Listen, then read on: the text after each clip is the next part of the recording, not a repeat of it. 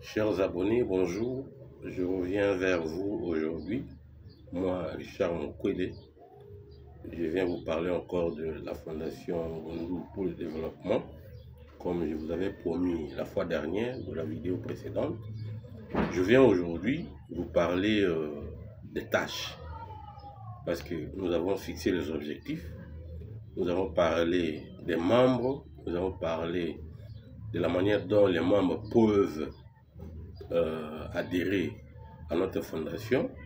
Nous avons parlé des structures de notre fondation.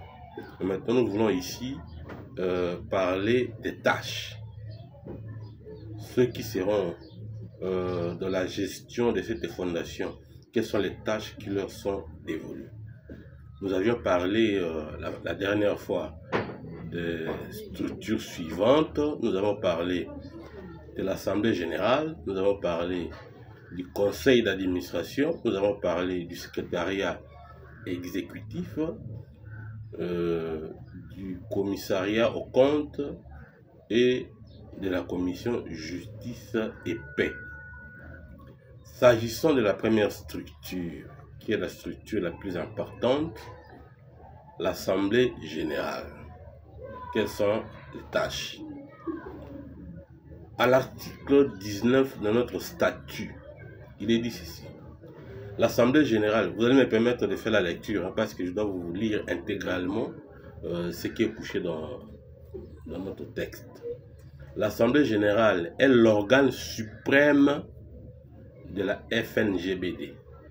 Elle détermine les orientations de la FNGBD et se réunit une fois par an en session ordinaire et en session extraordinaire chaque fois que besoin se sent, chaque fois que les circonstances l'exigent ou le permettent.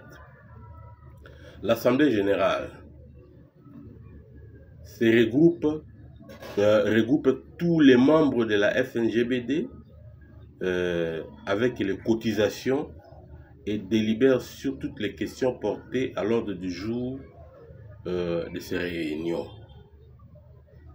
Elle est convoquée à l'initiative du président du conseil d'administration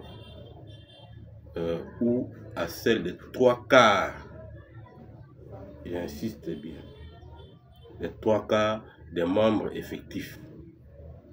Vous vous rappelez que nous avons parlé des types de membres dans notre organisation.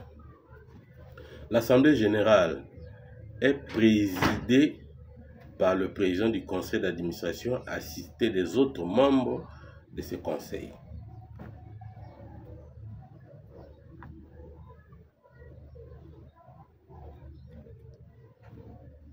Cette convocation contient l'ordre du jour, les lieux et l'heure de la réunion.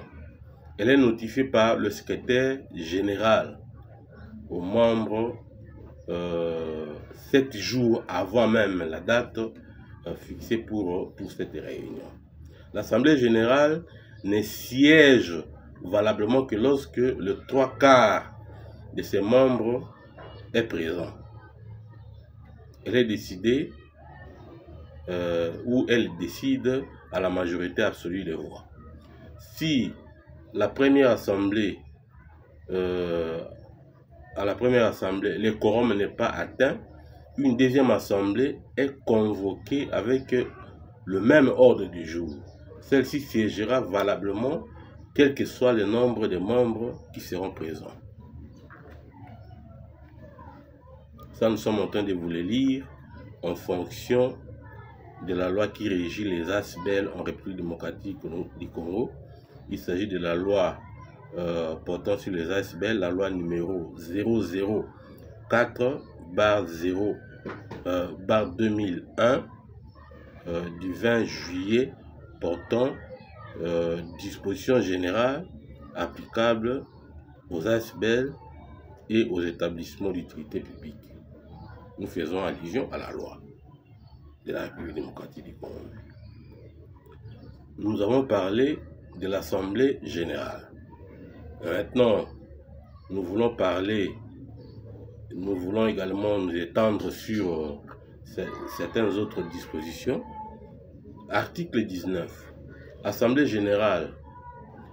générale est compétente pour les questions suivantes. Je pense que je suis en train de me faire bien comprendre.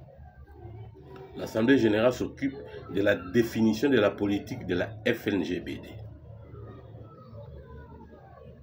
de la validation des rapports d'activité et rapports financiers, de l'approbation du projet, de l'élection des membres du conseil d'administration, de la modification des statuts et du règlement intérieur, de la fixation des cotisations annuelles, de l'exclusion du membre, ceux qui ne vont pas respecter les dispositions réglementaires de la fondation, peuvent être sanctionnés aussi, peuvent être expulsés. C'est l'Assemblée générale qui va décider. L'Assemblée générale va s'occuper également de l'accession de la FNGBD dans une plateforme des ASPL. Nous avons parlé des membres. Les membres peuvent être les personnes physiques ou les personnes morales.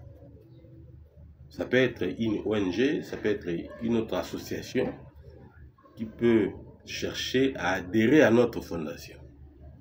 C'est possible, c'est prévu dans notre statut. Et donc, l'Assemblée générale va s'occuper également de la gestion de cette question-là. L'Assemblée générale, au point 9, s'occupe également de la dissolution ou de la transformation de la FNGBD.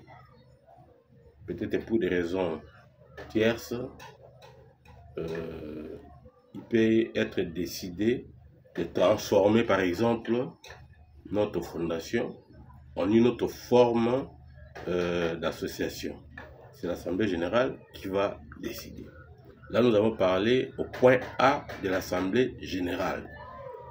Mais maintenant, nous passons au conseil d'administration. Nous avons dit que l'Assemblée générale, c'était l'organe suprême. Les conseils d'administration maintenant. Article 20. Le conseil d'administration est l'organe politique et de représentation de l'association, c'est-à-dire notre fondation, vis-à-vis des tierces. Donc, le conseil d'administration peut déléguer les pouvoirs de représentation à la coordination générale selon les cas. Nous allons revenir un peu après pour parler de certaines choses. Je crois que ça doit être l'objet de la vidéo précédente, de la vidéo suivante. S'agissant de la composition. Composition du conseil d'administration. Le conseil d'administration est composé du président, du secrétaire général, du trésorier, des 2 conseillers. Voilà la composition du conseil d'administration.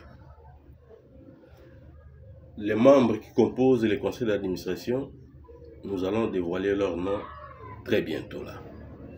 Parce qu'il va falloir que une décision du conseil d'administration soit publiée avec tous les effets possibles. Vous en serez au courant à travers une vidéo que nous allons faire spécialement pour cela.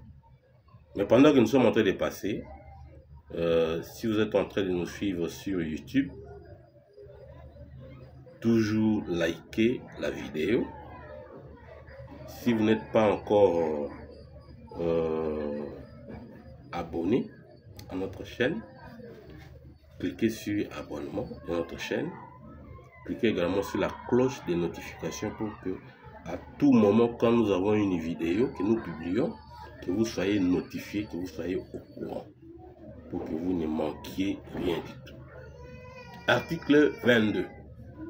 Les membres du conseil d'administration sont élus par l'Assemblée générale pour un mandat de 5 ans renouvelable avec plutôt une seule fois. Ils rendent compte à l'Assemblée générale. La première institution qui est l'institution suprême, c'est l'Assemblée générale. Nous avons les conseils d'administration. Il est dit ici dans les textes que les membres sont élus par l'Assemblée générale, qui est l'organe suprême, pour un mandat de 5 ans. Et ce mandat peut être renouvelé une seule fois. Les membres du conseil d'administration rendent compte à l'Assemblée générale. Nous allons vous dire comment tout cela fonctionne. S'agissant des attributions, article 23 de notre statut. Le conseil d'administration est compétent pour les questions suivantes. C'est-à-dire, il va conclure les conventions avec les tiers partenaires et représenter l'association dans les relations extérieures, excusez-moi. Il sera là pour faire le suivi des activités de la coordination et formuler les recommandations. Il va présenter le rapport annuel des activités de l'Assemblée générale. Il va faire le suivi d'exécution des décisions de l'Assemblée générale au niveau de la coordination. Nous avons dit que notre première décision va sortir d'ici peu, qui va déterminer certaines dispositions, notamment la nomination de certains membres de manière provisoire, parce que l'Assemblée générale doit normalement se réunir pour délibérer sur ces cas-là. Mais puisque nous sommes en train de démarrer avec notre fondation, nous nommons d'abord et puis nous allons fonctionner en respectant les dispositions qui sont citées ici. Donc, le conseil d'administration va également recruter et notifier les coordonnateurs suivant les règles et les compétences. Nous avons dit que c'est une association, c'est une fondation qui a caractère national, qui peut être représentée dans toutes les 26 provinces que nous avons, dans les 33 villes de la République démocratique du Congo ou dans les 145 territoires qui composent notre pays. Nous allons y arriver. Le conseil d'administration va également s'occuper de réunir en commission mixte avec la coordination pour l'acquisition d'un patrimoine. Lorsqu'on veut acquérir quelque chose, un patrimoine immobilier, un patrimoine quel qu'il soit, cela sera géré par les conseils d'administration. Le conseil d'administration va également donner des avis sur l'adhésion des nouveaux membres. Vous vous rappelez que nous sommes en train d'insister sur le fait d'adhésion. Nous appelons les gens à adhérer à la fondation. Donc, il faut payer parce que vous devez disposer également de vos cartes de membres. Vous devez appartenir maintenant à une administration. Cette administration-là doit fonctionner. Nous avons demandé 15 $, 10 $ pour l'adhésion, 5 $ pour la carte des membres. Hâtez-vous, les numéros sont communiqués. La personne attitrée pour gérer cela est connue. Il s'agit de Nathan Akoda, dont le numéro vous a été communiqué. Mais nous allons encore le balancer ici, au bas de l'écran, pour que vous puissiez vous abonner, vous adhérer à la fondation. Le conseil d'administration va également traiter des litiges entre les membres de la structure. Dans toute société, il peut y avoir toujours des incompréhensions. Bon, on n'a pas dit que toujours, ça peut arriver qu'il y ait des incompréhensions. Mais le conseil d'administration va s'occuper de gérer les litiges à l'interne. Les attributions des membres du conseil d'administration sont éclatées par le règlement intérieur approuvé en Assemblée générale. Je crois que dans la vidéo précédente, nous allons vous montrer ce qui est dit dans le règlement intérieur. Parce que nous devons être au courant de tout cela. Et puis, à la fin de toutes les présentations, nous allons mettre les textes en ligne à l'intention de tout le monde. Un texte qui est notarié, un texte qui est validé, qui a des références publiques, c'est-à-dire validation par les décrets du gouverneur, beaucoup de choses, beaucoup de services de l'État. C'est pour montrer que nous sommes dans la légalité. Fonctionnement. Article 24. Le conseil d'administration tient ses réunions ordinaires une fois le trimestre sur convocation du président. Votre humble président. Cependant, il peut tenir des réunions extraordinaires en cas de besoin sur convocation de la présidente, de la présidence, et même à l'initiative de tout membre. Tout membre aussi peut initier la convocation d'une réunion avec un motif valable. Le quorum du conseil d'administration pour tenir ces réunions, tant ordinaires qu'extraordinaires, est la majorité absolue. Ça, c'est la règle connue, même dans les milieux de politique. La majorité absolue. Nous reviendrons un autre jour pour expliquer cette notion de la majorité absolue. Les décisions du conseil d'administration sont prises à la majorité simple de ses membres présents. Toutefois, la voix du président est prépondérante. On n'a pas dit que le président va être un dictateur. Non, il va observer les règles, les dispositions qui régissent la fondation, mais à tout seigneur, tout honneur, comme on le dit, le président a une voix prépondérante sur certaines questions qui peuvent diviser les gens au sein de la fondation afin de maintenir l'ordre. Toutefois, la voix du président est prépondérante en cas d'égalité de vote. En ce qui concerne par exemple l'élection des membres, nous pouvons tomber sur les cas d'ex-aequo, les gens qui ont le même nombre de voix. Nous pouvons appliquer la notion du plus âgé lorsque ça divise, lorsque ce sont les gens qui ont le même âge, le président peut trancher.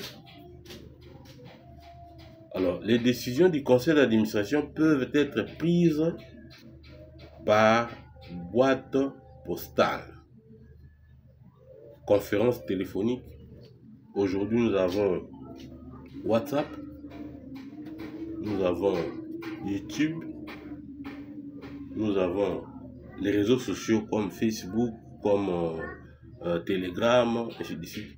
Le président du conseil d'administration peut communiquer à travers ces moyens-là, par mail ou par autre moyen visuel, selon l'évolution de la technologie. Ça veut dire que certaines réunions, nous pouvons les tenir en ligne, pas nécessitant la présence physique de tout le monde, mais nous pouvons tenir certaines réunions en ligne et prendre certaines dispositions en ligne. En cas d'indisponibilité, le pouvoir du président du conseil d'administration est assuré par son vice-président. Les décisions du conseil d'administration sont consignées dans le procès-verbaux conservé au siège social de l'association à tous les membres, même les tiers intéressés peuvent en prendre connaissance. Ça doit être mis à la disposition de tout le monde. Comme nous aurons un secrétariat au niveau de notre siège, même au niveau de nos représentations, C'est-à-dire que tout le monde peut accéder à ces informations-là. Les membres du conseil d'administration bénéficient lors des sessions d'un jeton de présence. Ça, c'est connu au niveau de l'administration publique, au niveau des institutions publiques. Ce qu'on appelle les membres des conseils d'administration dans les entreprises publiques et tout ça, c'est ça leur bénéfice. Ils jouissent du jeton de présence. C'est-à-dire qu'ils doivent participer aux réunions et à l'issue de ces réunions, ils bénéficient maintenant du jeton de présence, c'est-à-dire une petite prime, dont le montant est déterminé par le règlement intérieur. Nous reviendrons toujours avec une autre vidéo pour parler du contenu du règlement intérieur. Le conseil d'administration a la possibilité de faire participer un expert extérieur pour une contribution jugée utile. Nous avons des projets. Nous avons conçu des projets. Nous continuons encore à concevoir d'autres projets pour le compte de notre fondation.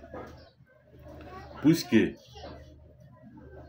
il est possible que nous ne puissions pas réunir toutes les compétences à l'intérieur de notre fondation, on peut faire appel aux experts extérieurs qui peuvent venir avec leurs propositions, avec leur expertise, afin de nous renforcer.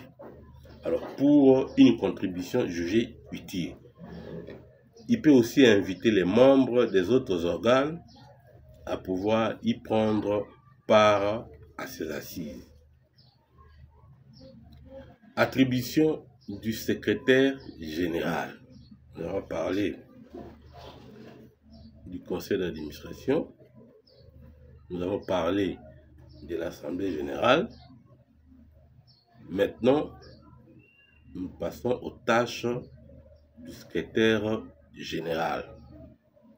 Notre secrétaire général provisoire pour l'instant, c'est Nathan Akoda, dont le numéro est communiqué pour vous faciliter l'adhésion. Lui, il va s'occuper de quoi? Nous savons qu'il y aura élection. Le secrétaire général est investi des pouvoirs les plus étendus pour prendre des décisions de gestion quotidienne et autoriser la conclusion de tout acte ou toute opération relative à l'objet de la FNGBD, sous réserve des attributions dévolues à l'Assemblée générale. On dépend toujours de l'Assemblée générale. C'est là qu'on est élu. Au conseil d'administration, au commissariat aux comptes et à la commission justice et paix. Commissariat aux comptes, commission justice et paix, nous allons y revenir. On va aborder cette question-là tout à l'heure. Le secrétaire général ou le secrétariat général, nous disons, est composé de 7 membres. Nous avons d'abord le secrétaire général lui-même. Nous avons son adjoint, c'est-à-dire le secrétaire général adjoint. Nous avons le chargé des relations publiques. Nous avons le chargé des communications et informations. Nous avons à l'intérieur du secrétariat général aussi les trésoriers. Nous avons les trésoriers adjoints. Ensuite, nous avons les collèges des conseillers thématiques. Chaque fois, quand nous avons un projet, ce sont ces conseillers-là qui interviennent, chacun dans son domaine. C'est-à-dire pour une certaine expertise. Alors tous, ils sont élus parmi les membres de la FNGBD. C'est-à-dire qu'il faut d'abord être membre, il faut d'abord adhérer, avoir la carte des membres. C'est-à-dire qu'ils sont élus par l'Assemblée générale pour un mandat de 3 ans. Et renouvelable aussi. Si vous avez bien travaillé, on peut vous refaire confiance. On va vous réélire pour un autre mandat de 3 ans. Ils exercent leurs fonctions au sein de la FNGBD à titre gratuit. Ça, c'est très important.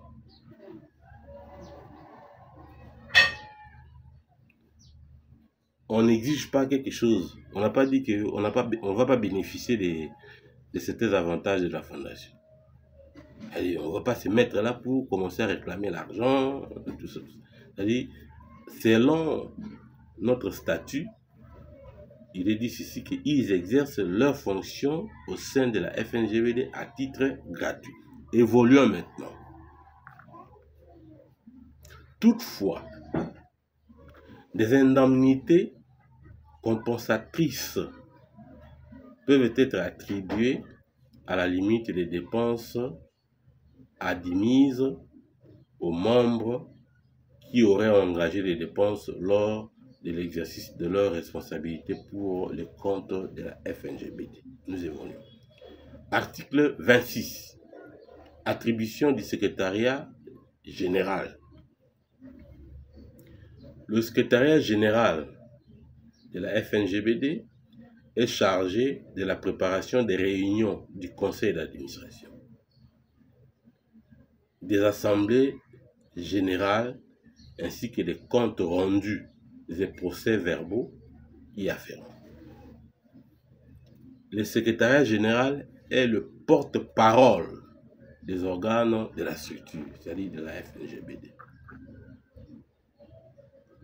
Article 27. Compétences du secrétariat général.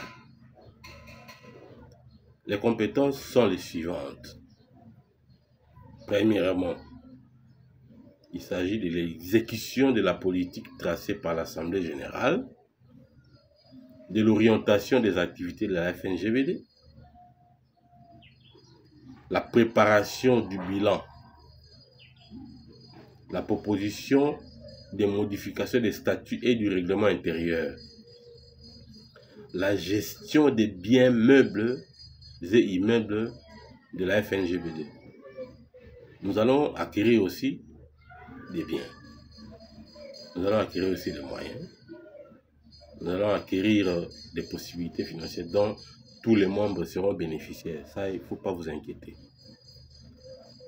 Le secrétariat général va gérer cela, mais au profit des membres. Il va s'occuper également de l'attribution des pouvoirs spéciaux. Nous avons dit que nous devons avoir maintenant des points focaux dans les différentes provinces pour représenter et faire fonctionner notre fondation. C'est le secrétaire général, le secrétariat général qui va s'occuper de ces questions-là. Parce qu'il faut qu'une décision soit publiée d'ici peu de temps. Le secrétariat général a comme attribution également la convocation des assemblées générales. On dit qu'on doit se réunir une fois l'an en session ordinaire. Et s'il y a nécessité, on peut convoquer des réunions en session extraordinaire. Donc c'est le secrétariat général qui s'occupe de cela, de tout cela. Il s'occupe également de la conclusion et de la gestion de tout acte avec les tierces. On peut prendre des engagements avec des ONG, avec d'autres fondations, tout ça. Le secrétariat général s'occupe de cela, gère ça. Comme autre tâche, il y a aussi la gestion des conflits internes entre membres. Bien que nous avons la commission justice et paix, mais ça passe d'abord par le secrétariat général pour départir les membres en cas d'un petit conflit, en cas d'incompréhension. Dans toute société humaine, il y a toujours des choses comme ça qui peuvent arriver. Alors, ça c'est un rapport avec le secrétariat général comme troisième structure de notre fondation. Parce que première structure, il s'agit du conseil d'administration. Deuxième structure, assemblée générale. Troisième structure, secrétariat général. Alors maintenant, nous passons au rôle des trésoriers général. Quand on parle des trésoriers, on voit l'argent, je pense. Les trésoriers supervisent les affaires financières et dressent un rapport sur l'état financier pendant toutes les réunions ordinaires du conseil d'administration et de l'assemblée générale annuelle. Ça c'est clair, je ne peux pas revenir là-dessus. Article 28. Attribution du trésorier général adjoint. Le trésorier général adjoint est le principal assistant du trésorier général et remplit les fonctions et responsabilités que lui assigne ces derniers, avec lesquels il coopère dans l'exécution de ses fonctions. Il assiste le trésorier général. Attribution des conseillers. Les conseillers sont les experts. J'ai même détaillé leurs fonctions quand je parlais des conseillers dans les conseils d'administration, dans le secrétariat général. Les conseillers sont les experts thématiques qui appuient le secrétariat dans leur mission. Ils interviennent chacun dans sa thématique. Ils sont nommés au sein ou en dehors de la structure sur base de leurs compétences. Nous pouvons avoir des maçons, des architectes, nous pouvons avoir des électriciens, nous pouvons avoir des conseillers pédagogiques, nous pouvons avoir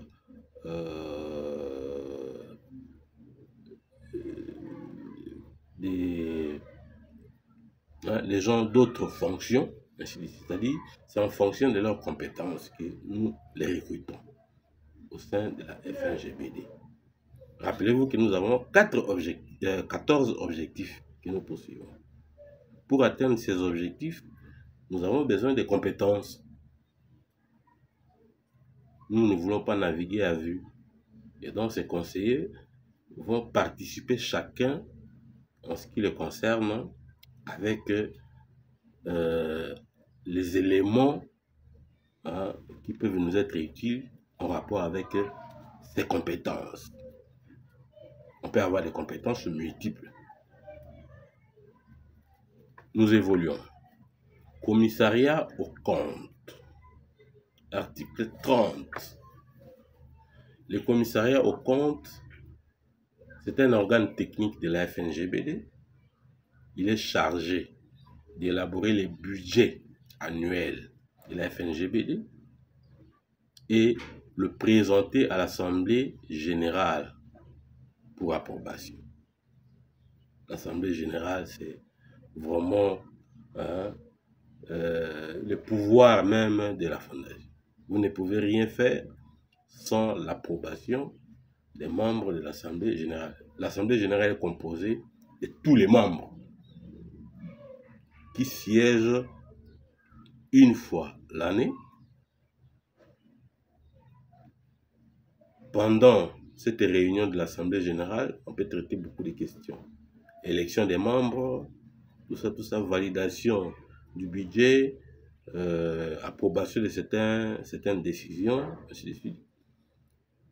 Elle peut se réunir aussi en session extraordinaire. C'est-à-dire quand il y a nécessité, on peut convoquer également la réunion de l'Assemblée générale. Alors, l'Assemblée générale, plutôt les commissariats aux comptes, nous avons dit qu'il élabore le budget annuel, il les présente à l'Assemblée générale pour approbation, il vérifie la pertinence des comptes. On a élaboré un budget, il y a des comptes quelque part, tout ça. Est-ce que ces comptes-là sont utiles? Ça sert à quoi pour la FNGBD? Il vérifie également la sincérité et la concordance avec les comptes consolidés des informations données dans les rapports de gestion de la FNGBD. À ce titre, il est composé du commissaire aux comptes. Le commissariat aux comptes est composé du commissaire aux comptes, du commissaire aux comptes adjoint.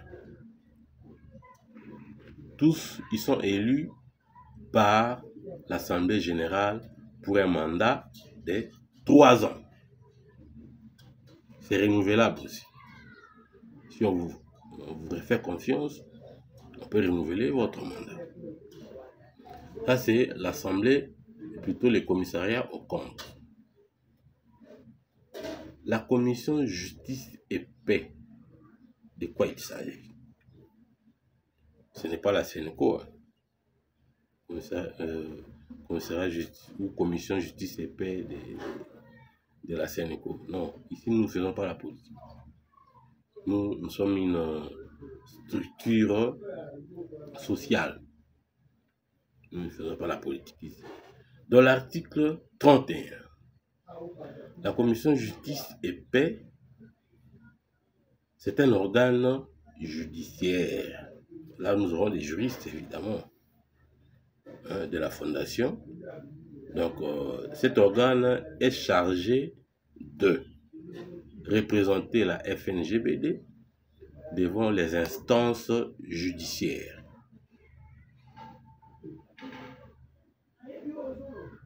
Est chargé également de constater l'empêchement définitif d'un membre,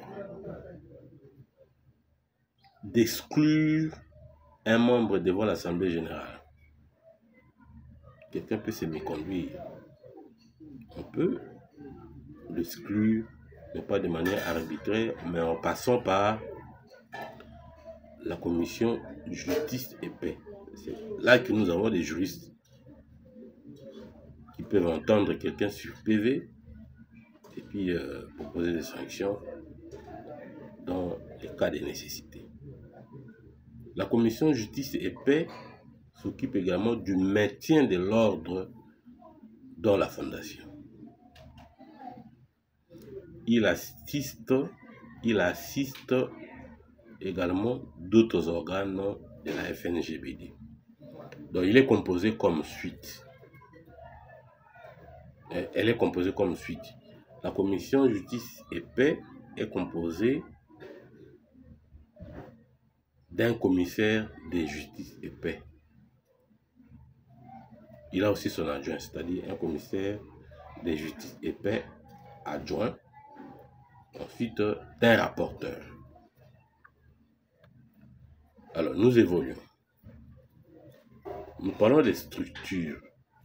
Nous revenons un peu sur les structures parce que dans la vidéo précédente, nous avions cité les structures de la FNGBD sans entrer dans la profondeur. Vous vous rappelez que je vous avais promis que je vais donner un peu les détails par rapport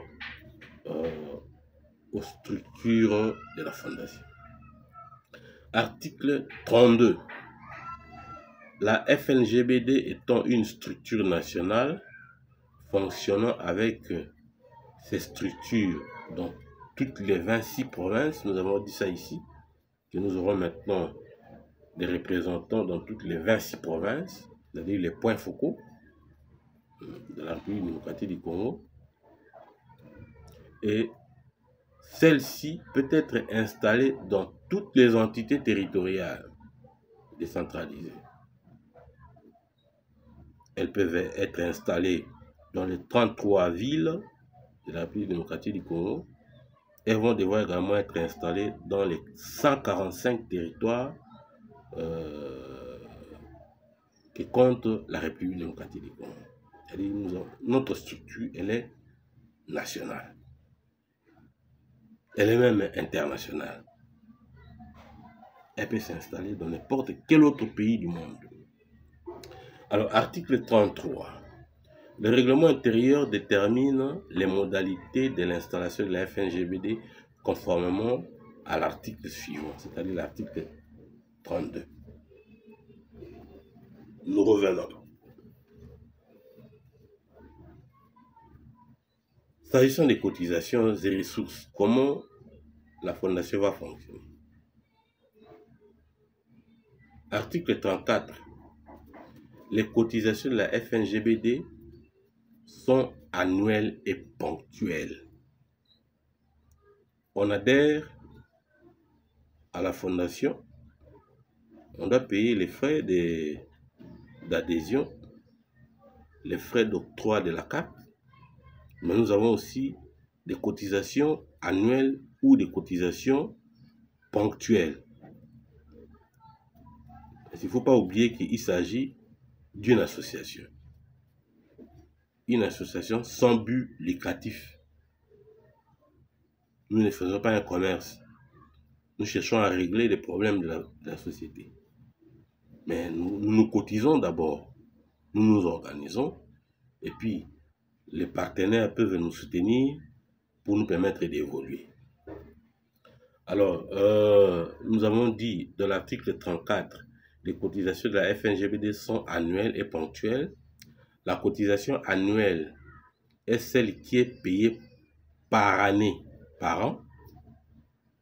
Elle est fixée par l'Assemblée générale. Ce n'est pas n'importe quel montant qu'on demande. Nous allons, toutes les structures maintenant communicationnelles qui nous appartiennent aujourd'hui, nous allons voir comment nous allons nous réunir, nous allons nous organiser dans notre fondation. Et les montants, par exemple, pour les cotisations, seront fixés par la majorité des membres au sein de l'Assemblée générale pour ne pas frustrer les uns et les autres.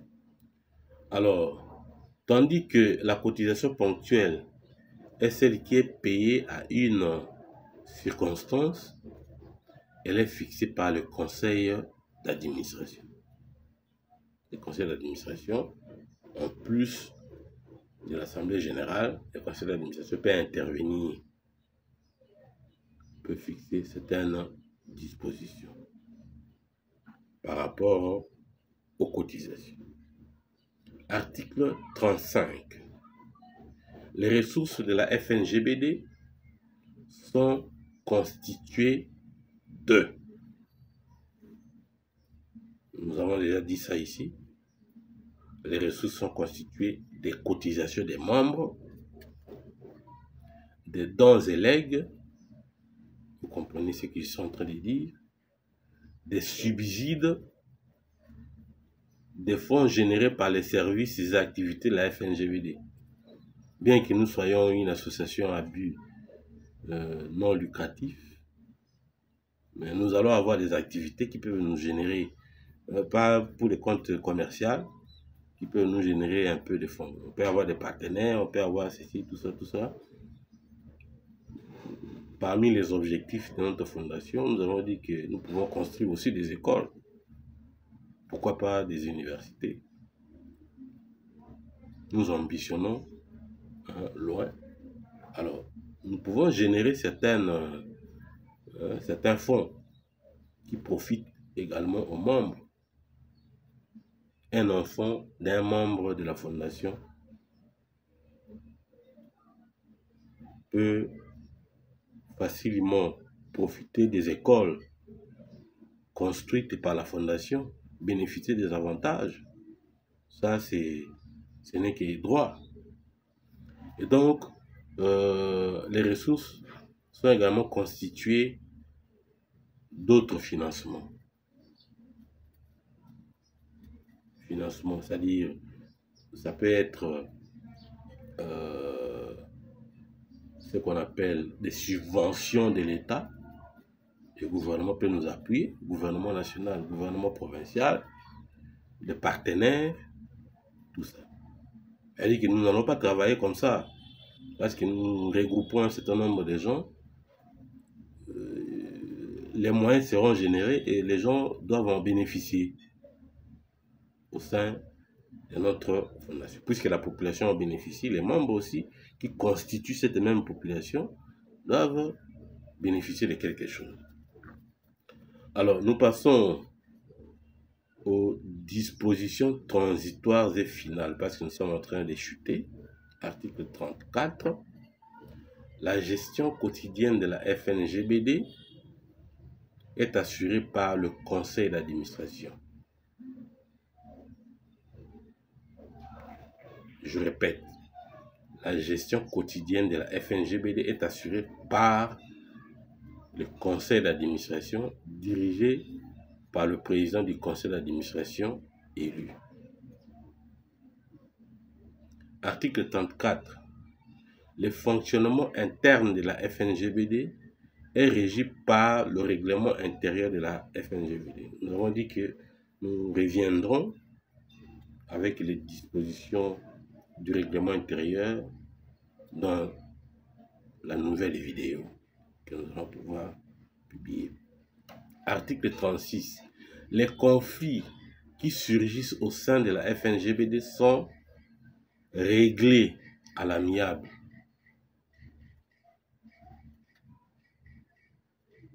Nous ne sommes pas en guerre entre membres.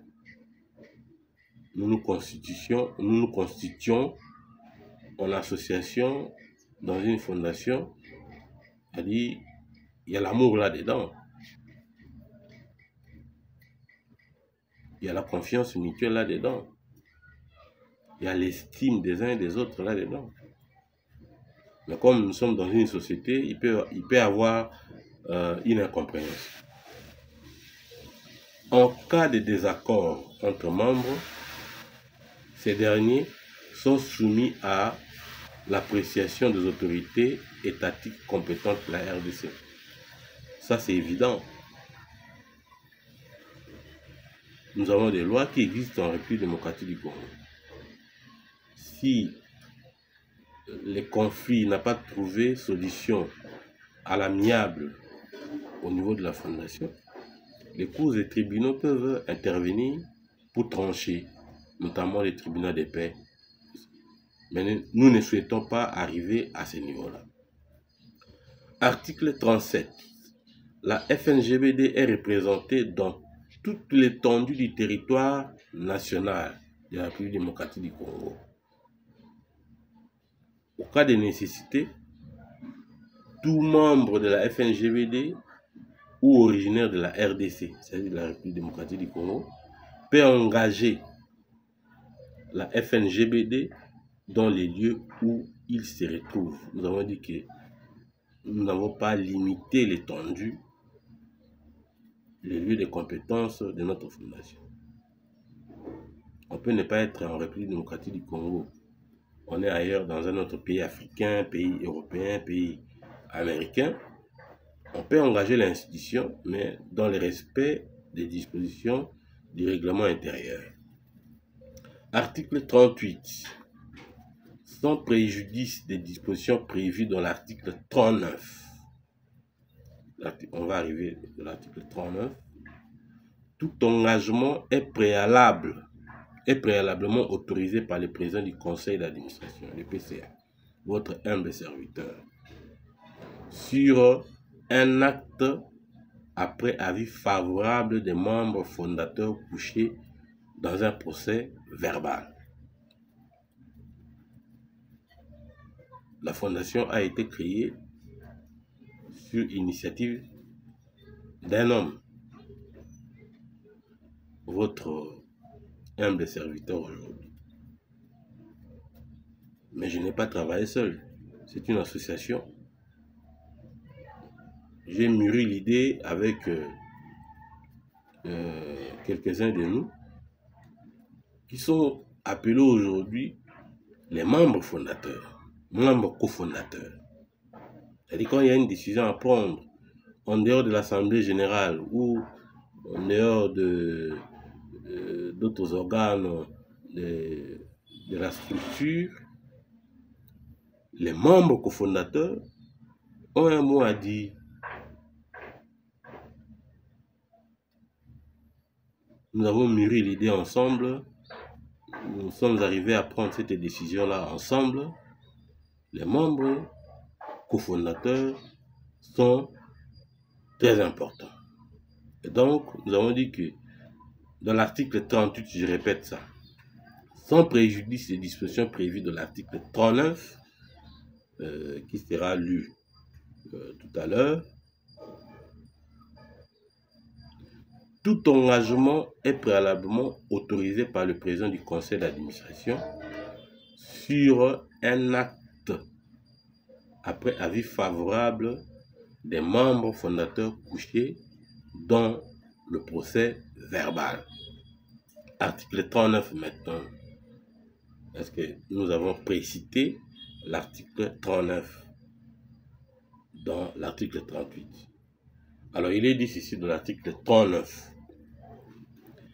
Les présents statuts entrent en vigueur à la date de son adoption par les membres fondateurs, les membres cofondateurs, après signature. Ils ont signé, les membres cofondateurs. Nous allons capturer cette partie pour poster directement dans le forum lorsque nous allons faire les montages de notre vidéo. Vous verrez les membres cofondateurs, donc les membres qui composent les collèges des fondateurs. Nous allons poster ça là-bas. Et vous allez voir qui sont ceux-là qui ont été à l'idée, qui ont été à la base de la création de la fondation pour que nous puissions nous retrouver tous ensemble ici. Alors, c'est une vidéo qui a été un peu longue, mais ça valait la peine parce que c'est une vidéo aussi à caractère pédagogique.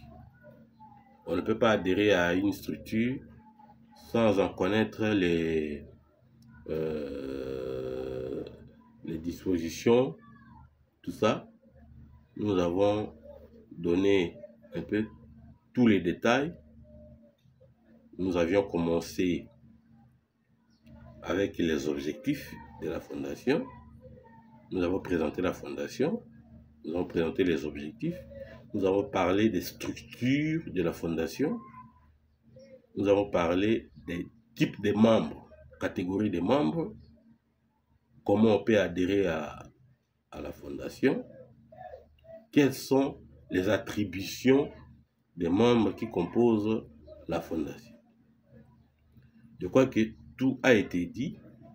Mais maintenant, dans les prochaines vidéos, d'abord la prochaine vidéo, nous reviendrons sur certaines dispositions du règlement intérieur pour renforcer un peu ce que nous avons dit ici. Ensuite, nous allons commencer maintenant à vous présenter la situation sur terrain. Comment les choses se passent sur le terrain. Parce que nous ne sommes pas dans un monde imaginaire.